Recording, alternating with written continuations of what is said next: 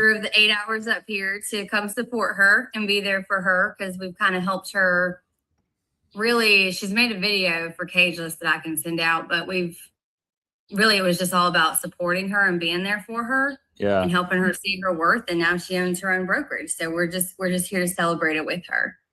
Did she did she ever want to have her own brokerage, or just, I mean, how did that all come about? Because not everybody wakes up and goes, I want my own brokerage. Was it? Do you remember? No, I think for her, I mean, I didn't want one either. You know, I think for her, she lives in a very small town called Savannah, Tennessee, and she was with a brokerage that was very much taking advantage of her and she was the top producer, and they weren't valuing her worth, and they would nickel and dime her with all this little stuff. And it was all about the other person's brand and all this. And so coming to Cageless, she said it, and then Kelly Taylor, who works for Lending Path, is the one that like introduced her to us.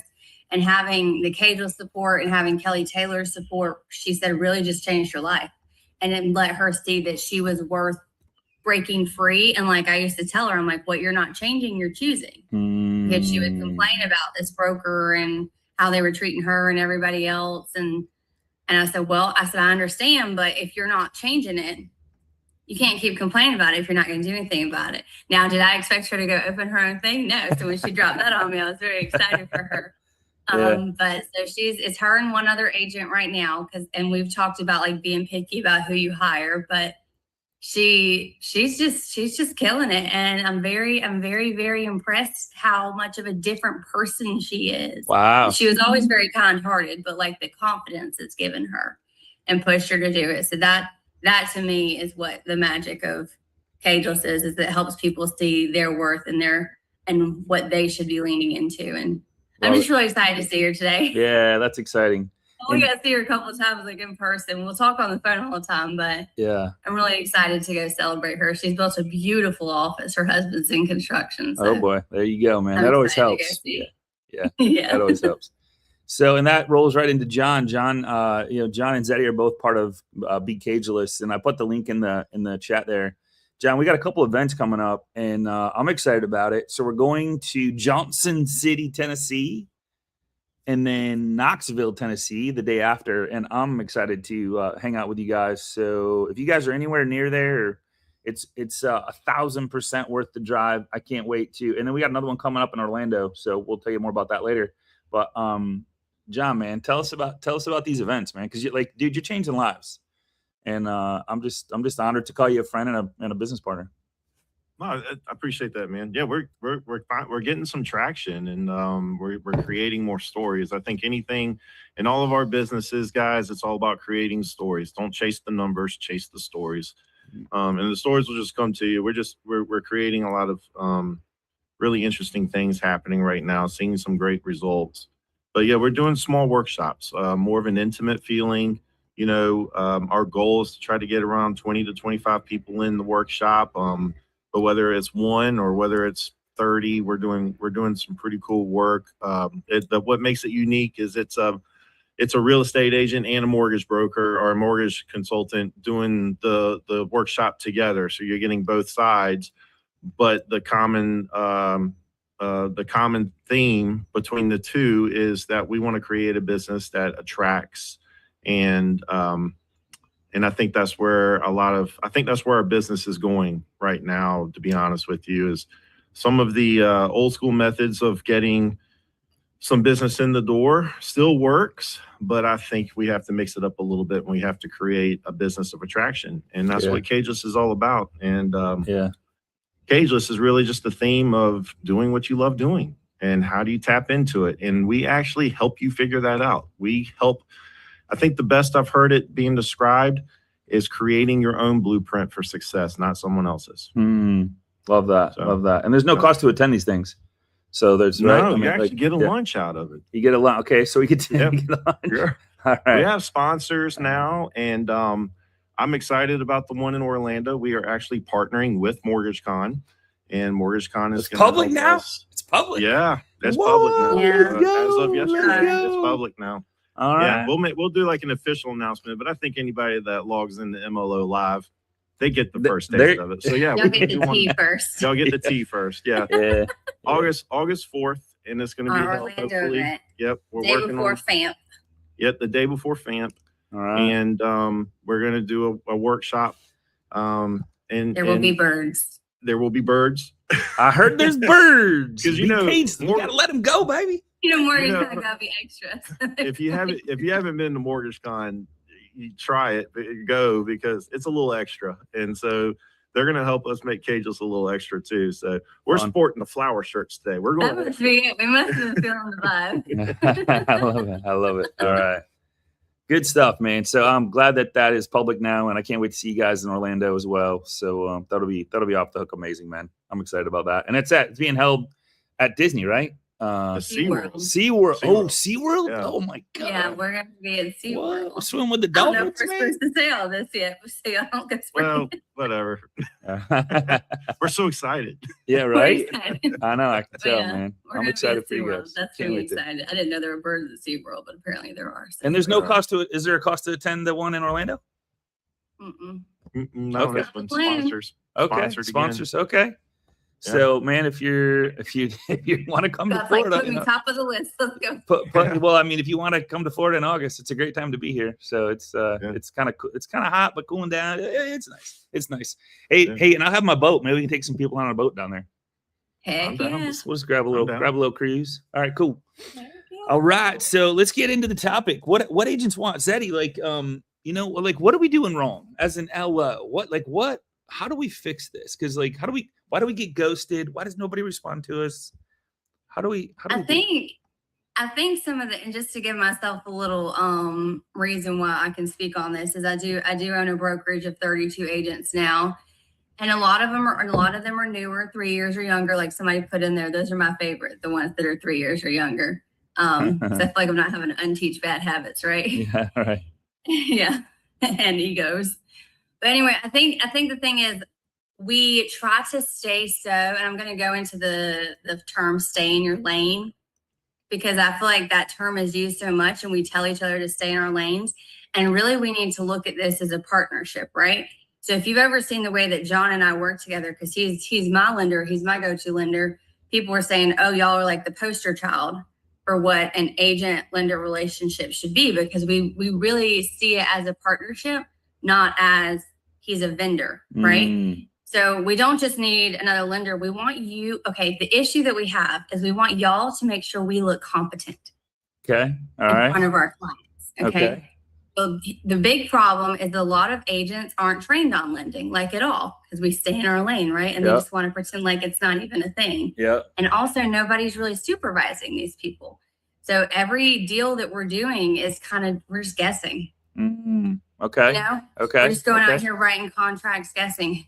Who's sharing the I am, presentation? but I sent the request to you, Scotty. Oh, you did? Okay. Did I see? I didn't see it. Oh wait, hold on. I was like, I was gonna be like, click next, John, but I don't even see it up there. Hold on. Let me just go ahead and try again, brother. I didn't see anything pop up. You're fine. This is to keep from what happened to somebody else. There we go. Got it. Okay, cool. You're in. Thanks, buddy. Yep. Okay, so go ahead and click to the next one, John. All righty. Okay, so what I feel like y'all don't really understand, not even y'all, but a lot of agents don't even understand, is we have a very big education gap for real estate agents. They're going to go and they're going to join brokerages and they're going to tout all this training and say all this stuff to get them in the door. But the reality in my experience, and I've seen this nationwide, the reality in my experience is they're not actually getting adequate training, right? Especially when it comes to the lending side. We're trained to write contracts. We're trained to open doors and show houses and market houses. We're trained to negotiate, but we are not trained to understand loan guidelines, right? We are not trained on how to structure financing. That's not our job, right? It's all not our job. We're not trained on how to anticipate issues that may come up in the lending. So when something goes wrong, they don't usually even know what went wrong, right? How many times have you had an agent and they just go, "Oh, the lender effed it up." So many times. And they are so quick to blame the lender. They are so quick to just be like, the lender messed it up. And because they don't understand the basic things you're saying, it's just all your fault. Gotcha. And that's kind of what happens over and over. And I see it happen over and over. Because I got on the phone with an agent and the lender the other day because she was saying, well, he just sucks and it's not working and da-da-da. So I got on the phone with him. I three-way called her and him. And I said, hey, I would like, because John has trained me for the past 4 years. So I understand lending, and some lenders tell me I understand lending more than other lenders in their office, right? So I understand it. So I knew what questions to ask. Yeah. But most agents don't know what questions to ask. You can click, John. Click for me. So like for an example, let's say an agent writes in a contract that the seller is to pay 6% in closing costs, right? Well, let's also say they're doing a conventional loan where they're putting 3% down. Yep. So if an agent doesn't know that they can't get 6% back in closing costs, now we've written a whole contract. We've gone under contract. We are in our due diligence period. We're paying for inspections.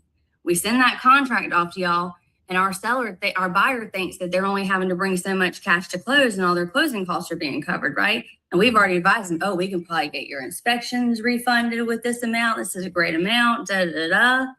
And now y'all come back and you go, just kidding. You can only do half of that.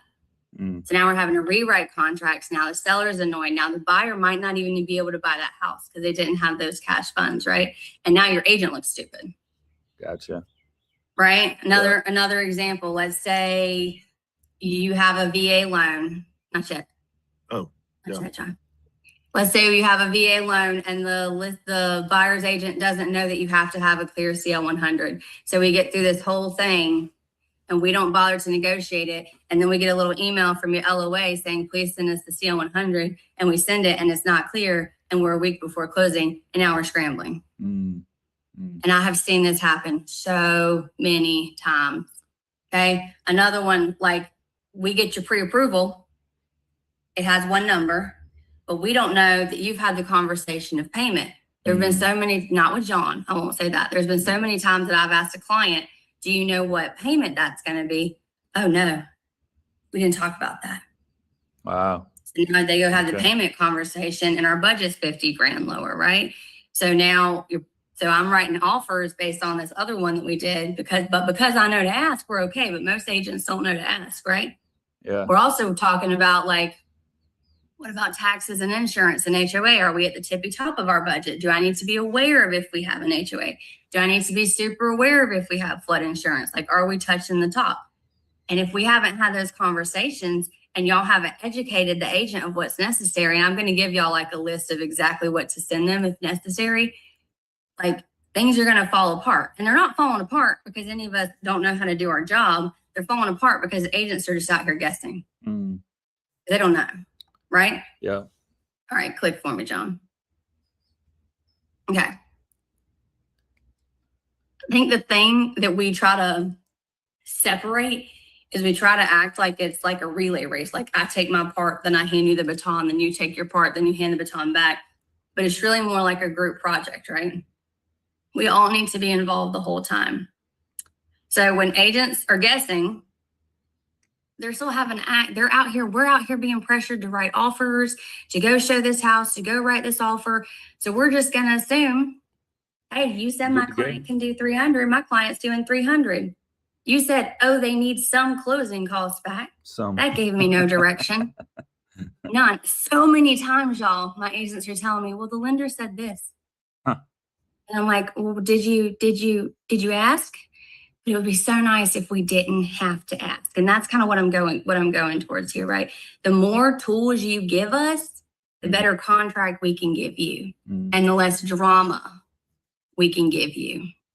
Okay, because somebody has to lead. And if y'all aren't leading us in this situation, we take the lead, and most agents low-key are incompetent in lending. So you're just kind of letting them go, right? So now we've gone under contract, stuff's going wrong because we wrote the contract wrong because we didn't know. Yeah. So now we're going and fixing stuff. So now you're still having to be just as involved and you're still having to teach us just as much when we could have just done it all up front and avoided all this drama, right? But now your agent thinks you let them down because you didn't tell me. How many times have I heard agents say, well, they didn't tell me we were going to have a well and septic letter. You know, well, the LO didn't know there was going to be a well and septic until they get that contract and it says well and septic. But had they had that conversation up front, hey, with this loan program. Or I did one early on in my career. Y'all, we got to 1 week before closing and the appraisal came in and the lender called and said, oh, we don't do mobile homes. We had been under contract on this mobile home for 3 weeks at that point. We had done everything. We had done inspections. We had gotten a new HVAC. Like we'd gotten all this stuff prepared 1 week before because they didn't read it on the contract, right? How nice would it be for y'all not have to nitpicky read it on the contract because you know you've prepared us correctly too. Okay, so then our clients are confused. Now stuff is changing, and now we just all look super incompetent, like we don't know what we're doing. And it's our job to instill confidence in our clients, right? So they're not seeing like, oh, this is a lending issue and this is an agent issue and this is this. They just think we're really bad at communication and we're being inconsistent, and they're going to blame all of us. So now our clients are blaming us and the lender, right? So you're not overstepping when you're giving us these details. You're protecting us. And I think that's how we need to kind of see it. Is it's not we shouldn't be telling y'all to stay in your lane, and you shouldn't be telling us to stay in our lane. We should be swerving in each other's lanes, right? Like we're in the same car, basically, is how we need to see it. Yeah. We're in the same car and we just take turns driving. So do you think it's assumption sometimes? Like we assume that like it's our fault thinking that we assume you should know this, and you're saying yes, I think y'all assume that agents know things they don't. Yeah. I really do. Like we got a contract on one of our listings from a top producer in our area. It's always the top producers that don't know crap, by the way, just so you know. We got, at least in my area, we got a contract from a top producer offering, and it was a conventional loan, and they asked for 6% back, and we respond, and then we counter with lower closing costs. And he came back and he was like, well, she's a first-time home buyer. She needs the closing costs. That's what he said to my agent. And I said, ask him if she's putting down at least 10%. Because our area contract don't put the percentage in there, right? Our state ones do. Okay. But our area contracts don't. And so doesn't the approval letter have the loan amount? Some do, some don't. Really? I've seen things that don't say crap. Okay. Wow. They don't say crap. I mean, because that could solve a lot of issues, right? Yep. Max seller paid, like. Yep. I have a slide on that. So I think that, but he came back, and so we responded and we said, well, is she putting down at least 10% so that she can get more than 3% back? And he goes, takes him a couple minutes, and he comes back and he's like, oh, you're right. I just spoke to the lender, and the max she can get is 3. Now, thankfully, she didn't actually need the 6%. Okay. He was trying to tell us she did, but she didn't actually. But had she actually needed that 6% and we had gone under contract with that, all of us would have been screwed at the end. Do you get what I'm saying? But us as the listing agent had the foresight to go ask. Yeah. Because we're educated on it. Thanks to John. All right, cool. We're educated on it. Cool. All right, click for me, John. So I think the 4 main things that we really want from y'all, and of course, we want friendships. Of course, we want value and education. And we talk a lot about that in Cageless, like how to bring value to your agents. But when I've noticed a lot of people can get business and can't keep the business. And this is how you keep the business. This once you snag us, right? This is how you keep it, is you become that LO that educates us further than just how to market to our database, and further than just this is the credit score requirement for an FHA. That's all good education to give. But once we're actually boots on the ground doing a deal together, these things are so important, because if we're not being told, we'll blame you. I personally don't. I've learned to ask the right questions and figure it out. But most agents don't speak lenderese, guys. It's amazing to me. It's amazing to me that there's not a tool for this that we could give you how we give guys like I'm gonna make one. We'll make a tool that we want to be the tool. Well, we want to be the tool. No, but I mean like that we as a lender could go, hey, here's the details of this particular loan, because every loan's a little bit different. So exactly. We created a class called Behind the Scenes, and I'm sure we're gonna get more into this as it goes, but for me, one of the things I love doing in my business and our business is I love teaching. And I'm not a big stay in your lane person, because if a problem happens on a loan and the more the agent is educated on how the process goes, the less blame I'm going to get. And the agent's going to take a little bit of the absorption and say, look, this is part of what's going on. DU can be finicky sometimes. Like, Tzedi knows that. And all the agents I get to work with, they know what DU means. They know what desk underwrite means. And I call them and tell them, like, it's being weird on this one for some reason. They're like, okay, well, do your magic, see what we can do. But they understand it, and then they can then they communicate, because they always go back to the agent first. Yeah, they'll ask us lending questions before they'll ask y'all. Huh? Yeah. Okay. They will, because we're especially if it's a lead we brought, right? Because we're the person, y'all are at a disadvantage in the sense that you don't usually even meet these clients. Right. So they have no real personal relationship with y'all. We're the ones physically taking them in houses. And we're the ones that are like joking with them and getting to know their children and doing all that. So we're the ones that they trust. Y'all have reciprocal trust because we trust y'all if we referred, right? Yeah. But there's still a limit to that. So they're going to ask us. I think somebody raised their hand for a second. I don't know where it went. Mr. Magoo. Yeah, the one thing I would suggest, like for Ted, is when instead of John just saying no and you telling your buyer no, the best thing I got for over the years was having my lender not just say no, but tell me why no. Yeah. After 20 years, I kind of, when I stepped in a mortgage space, most of the people I sat next to went, "Holy crap, how long have you been doing mortgages?" I go, "Well, yeah, I haven't, but my lender really trained me well over the years to the point where I knew more about mortgages than most people I sat next to when I sat in the mortgage seat." So it's critical for the lender to give you not the no, but know why. And that way the realtor can now, instead of going back to you with the wrong stuff, they can say, "Oh no, you know what? I already know that answer. Let me just confirm with the lender again." That's exactly it. That's exactly it. And you'll get your agents that once you've started educating them, like you won't have to continually tell them, right? So you're kind of building the agents. And I'll tell you this, I will trust John before I'll trust my client when it comes to what they're telling me he said. Because so the client's lying too. Well, yeah, well, you know that. Well, they just deliver the communication differently too. That's buyers are liars. The saying buyers are liars, I think, is a thing because of because they don't know how to translate what they're saying. Right. Yeah. Good stuff. So if we go back into what agents really want, like we want to know that we can trust the number you gave us. A lot of times y'all overestimate agent knowledge, right? So, and you'll use shorthand instead of being like real clear. Well, they're DTIs, So if you get to this and this, and just be careful on HOAs. We're already at the top because we need their LTV to be this. Like, say it like you're talking to a kindergartner until you know that agent understands it. So we want to know if I'm putting in an offer at this number and I'm asking for this much back, they can do that, right?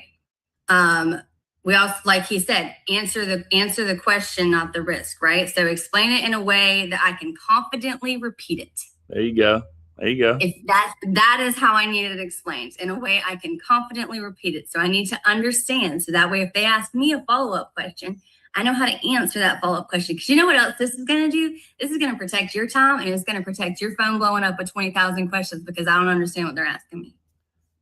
Because you've already educated me. Tzedi, do you ever do, when you get a question, you're like, that's a great question for the lender. Do you do a three-way call and say, so you can both learn at the same time? Because, I mean, I swear to God, there's never the same scenario.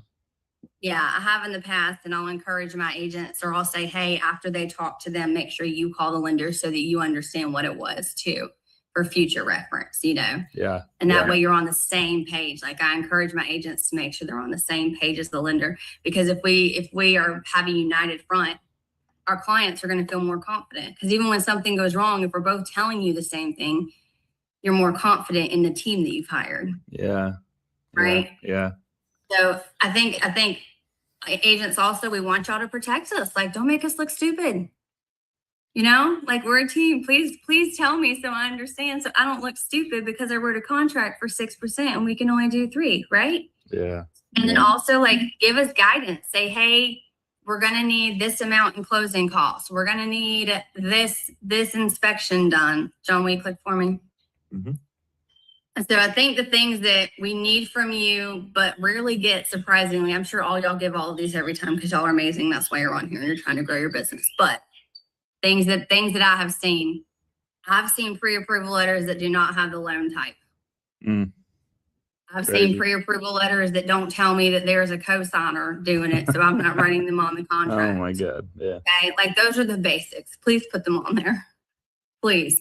I want to know real numbers from you. What is their max purchase price, right? Have you had the conversation of their monthly payment? Because they'll come to me and they'll be like, well, the max I want is $1,400. And I'm like, okay, well, what did he say that price was? I really want to keep it under $1,400. I'm not the numbers person. Like, let's ask John what that price was, right? Yeah. Their estimated cash to close, like that's important.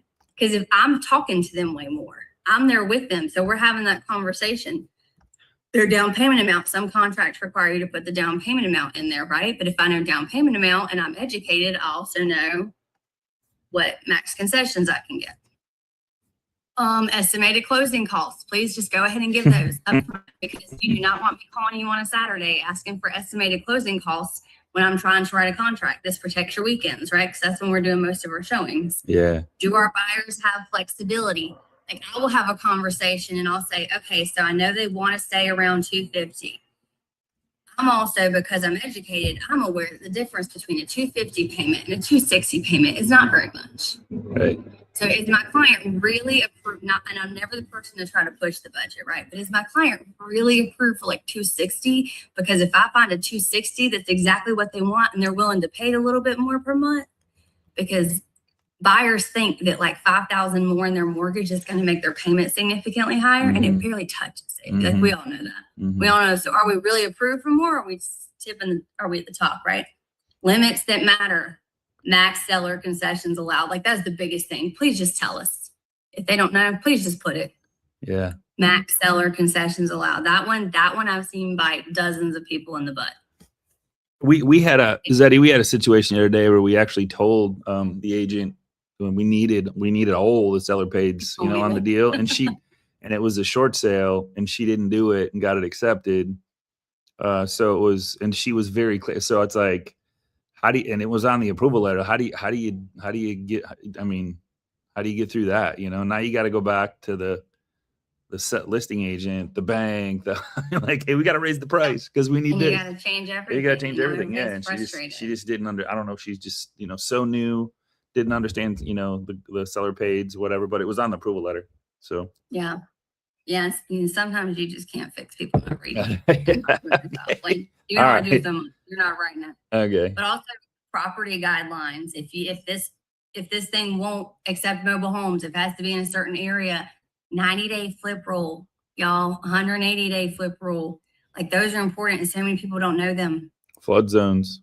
They don't know them. Flood zones. If there's certain inspection requirements, like you can't train them. That's right. So maybe you start to notice those agents maybe aren't worth putting that much effort into if you continually tell them they don't get it. Timelines, estimated closing timelines, known delays or conditions. Like we have this first-time home buyer thing down here that banks do that is just delaying everybody. But the guy, like one of my agents is doing it, and the guy knew up front that this was going to be an issue, but he didn't say anything to us. So now like my agents have to like drop her commission to keep the holding cost for the seller, right? And then the best one I can tell y'all is red flags, guys. Please, if you have educated us to where we understand this process and where we understand like this behind the scenes mortgage class that John does for my brokerage and stuff, we talk about DTI and variable income and verified assets. So if there's something that's iffy, like if we're at the tippy top of our DTI, or if our client has variable income or anything like that, anything that could kind of change stuff later, or if you say, hey, well, they're really going to have to pay this down at closing. Mute. You're fine. Or if you're really going to have to pay this down at closing, the more knowledge we have, the better we can guide our client. Right. And if it's none of their business to like give us all the business. And legally in our contracts and our buyer agencies, at least here, it gives us the right to know all that stuff when they sign it. Yeah. Good stuff. Right, John, Good will you stuff. click for me? We're at the end. But basically, the main thing is think like a partner, not a vendor. Amen. Okay, a vendor reacts and a partner anticipates. So that's what we need. We want partners. We don't want a lender who is just the person we send stuff off to and then tell us if there's an issue. And there are some agents like that. I will say there are some agents like that, but I feel like the agents who are rising to the top are the ones who are actually putting in the effort to understand things, and they want to learn. Like, they want to learn so bad. Agents will very quickly sign up to come to a class because we want to learn so much, because it helps us protect our clients, right? And like, that's our job. Yeah. Our job is to protect our clients. And so we can't do it if y'all don't help us. And that's what agents really want. If you ask me. There you go. That was amazing, my friend. That was amazing. Thank you so much, Tzedi. I know, I just kind of like. I love the transparency. You know, it's cool. So, I'll just say this though, Scott, is like, you know, I saw it yesterday on the book face. Someone said, "Stay in your lane," or an agent said, "I like to just stay in my lane." And I saw that one too. There was a lender out there that was saying, like, "I wish agents would stay in their lane." I don't really understand what that really means. Does that mean you don't want them to understand the process at all? Does that mean that they shouldn't be in the lane? I think that's just a poor way of thinking of it, in my opinion, because one, what an opportunity for us to get a closer relationship with the agents that we want to work with is by education, you know. We have an acronym in Cagel's called CARE, and the A stands for advise. And there's so much to teach. So that means there's so many opportunities to create value for people.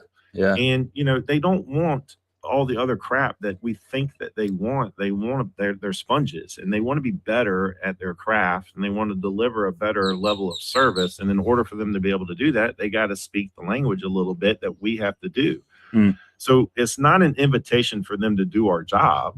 It's an invitation for them to, it's an invitation for them to understand our job. And then that way, when the shit hits the fan, they're able to turn the fan off, tell them to chill out a little bit. We'll figure it out. You know, that way it's not slinging all over the place. So it's just a great opportunity to create a stronger relationship, a stronger bond, and to create new relationships. We do have a really cool class, and Tzedi and I can help you get that class if you'd like. And like, there's behind the scenes, right? So it is a 2-hour class where I go through and I'm like, this is what DU means. This is what LP means. Here's what we're looking for pre-approval. This is what counts in debt to income ratio. This is what variable income means. Yes, that buyer does tell you they work 40 hours a week. No, they don't. You know, so it's just one of those things where education is by and far, to me, the best way to create an opportunity for you to work with more people and to deepen with the people you work with. So teach them this stuff, because it will only empower the process between the two of you. I think there's two big advantages to that too, guys. Like, I pre-approve the clients.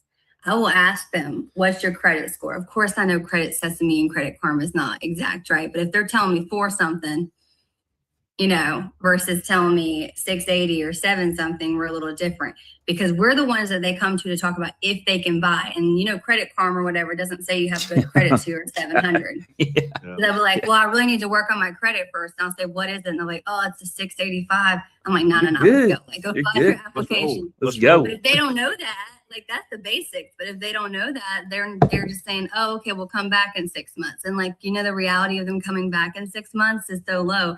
So I'll do a pre-approval, because like, I know if somebody's going to need work, I go ahead and tell them, okay, this is not going to be a quick pre-approval.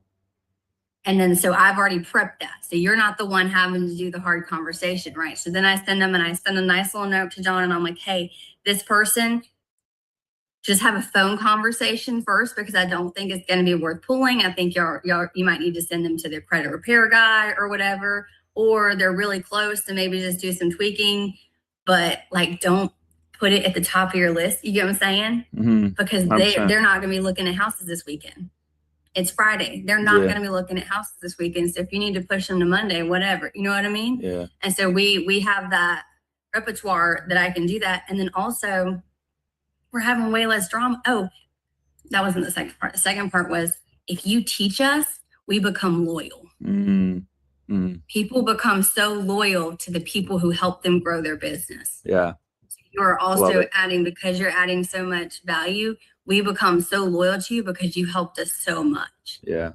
Right. And I think there's so much power in that people don't think about. They're like, I don't want to waste my time teaching that person. Yeah. And then they teach that person. That person now is sending other agents to work with you. Yeah. Because they're like, they help me get where I am. You made them look bad. You make somebody look bad, they're not coming back. No. Yeah, and I think it goes back to assuming that you should know, and it's not the case. Be a partner. One of the things I keep thinking of is Jamieisms. Like hey, is it okay if I ask? Do you know what DU means? Like have a conversation about seller page. Do you understand seller page? Because because if you have the conversation, I mean, who knows what they're going through right now? Like we all have 10,000 things going, and you say it to them, even if it's on the approval letter, but you have a conversation about it. Now you're hitting it 3 times. So don't assume people read. Right. Yeah, right. Correct. You don't assume just because they've sold hundreds of houses, they even know what max seller concessions are. Right. For the different loans and stuff changing. So good stuff. Good stuff, guys. I'm excited. Hey, if John, do you do dinner the night before Cageless? Usually, because you got to be there. We'll be there for it. Yeah. Okay, cool. All right. So we'll talk about that when we get closer, but we got a couple coming up in June. I do have some good news. I don't know if John told you, Tzedi, that Agent AI Fuel is going to be part of the CE class, one of the AI classes. They're going to put it as an instructor type. Yeah. So pretty cool on that. Yeah, I know. So I'm excited about that. I'm excited to get a list and pick off my menu of what I want to teach. All right. Any questions, anybody, for these two amazing people, Tzedi and John? Kathleen. This was so wonderful, and I was trying to put it into words in the chat, but you filled in the gaps that I don't realize that I'm not sharing. And what I have been doing lately, though, I create like a real, how you were saying, like, explain it, like I tell chat, explain it like it's a 4th grader. They don't know anything about mortgage. I love it. And I will create for the borrower, this is your down, and it does a beautiful, no names or anything, so no personal information, but you can create a beautiful 1-page document that explains things. And people, they call me and they say, oh my gosh, this was so helpful. But now I'm going to take it a step further and share it also with the realtor partner, because that'd be awesome. That would be very helpful. Yeah. Yeah, but I'm also going to add in about the and I'm going to put on my pre-approval letter, max seller concessions, in the box, so they know that, because you're right, we assume a lot of things. And the one thing, like, I've made a lot of these mistakes. Me too, and that's kind of and learn from them, right? But the FHA thing, like, you've got to be so careful about that, because if they did just buy the property, you can't do an FHA. So you need, like, that's another thing, a loan officer, you need to check, okay, when was the last time this property was sold or purchased, so that you know that. Too, like, hopefully if you're educating us ahead of time, we're not getting under contract on that. And this isn't something y'all are having to watch for under contract. So that, up front. So that's something to put in the slide deck for me if I present. I just loved it. So I really appreciate it. Thank you so much. Good and stuff. Thank you, John. That's a really good, that's a really good way to kind of tell it to the agent without almost insulting them. You know what I'm saying?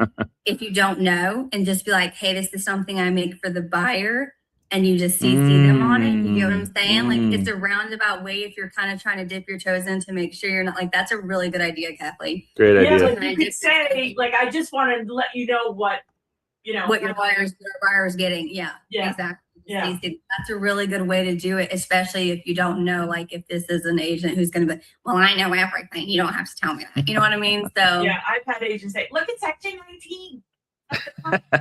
Like, you might not know where that is. I'll just add this. One of the advantages of this whole thing really is just the pre-approval. I literally one time had someone do a loan application and their address, and I'm kidding you not, was a van down by the river. Are you serious? Dang.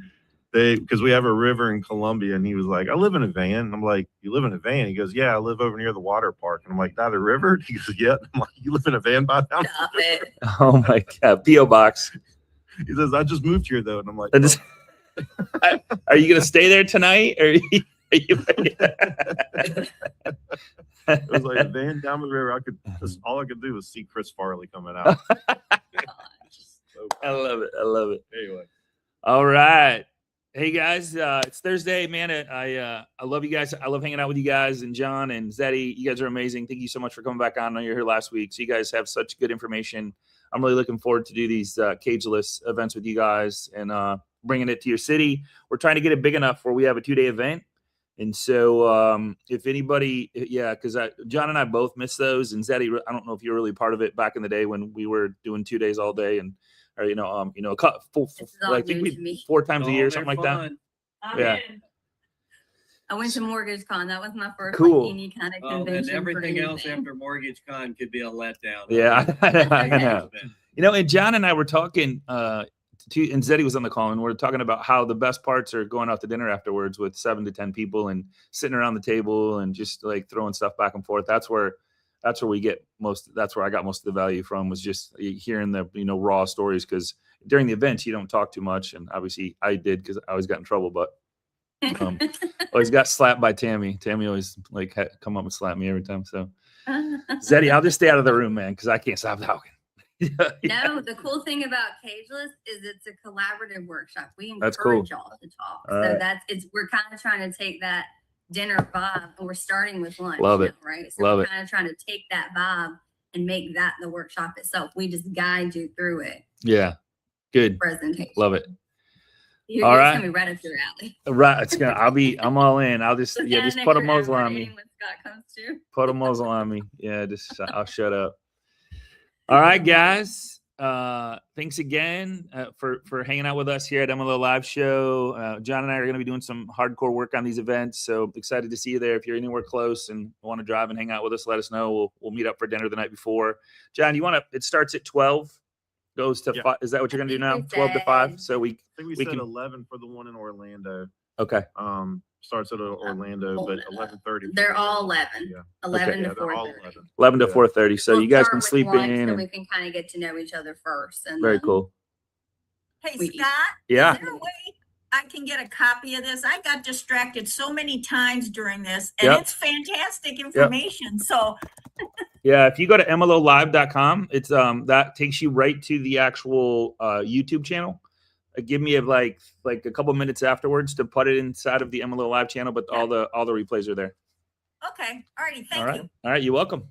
Appreciate the combo. guys. All right, guys, thanks so much. Have an amazing weekend. Be safe. Be a partner, as Tzedi says, to your real estate agents. And guess what happens? Tzedi, hey Tzedi, I gotta ask you this because I think it's amazing. How many deals you close or closing? Like how many? I mean, you 30 plus or something like that? How many deals you got? Personally, No, I mean, like, your team. I was like, my team. Yeah. This month, Yeah. about 30. 30 close. Amazing, right, Kathleen? Personally, I Isn't it? stepped Yeah. back because Yeah. I'm sick. Yeah. So 32. So Well, that's why I 30. had stepped back. It ain't happening. They're still just coming in. 32 Not two agents, offers 30 yesterday. closings. Yeah, we have 32 agents. Half of them are closing deals this month, which to me,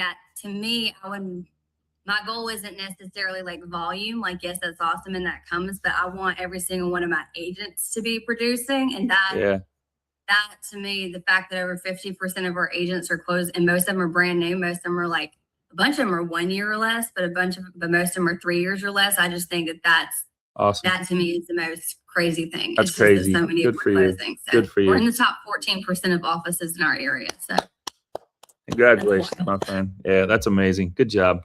And it's all because of you. 100% because of you. I'm giving you all the credit. All right, guys. Same time, same place next Tuesday. Can't wait. Have an amazing weekend. Be safe. Get out there, enjoy the spring weather, and we'll see you on the web. Take care, everybody. Bye-bye. guys.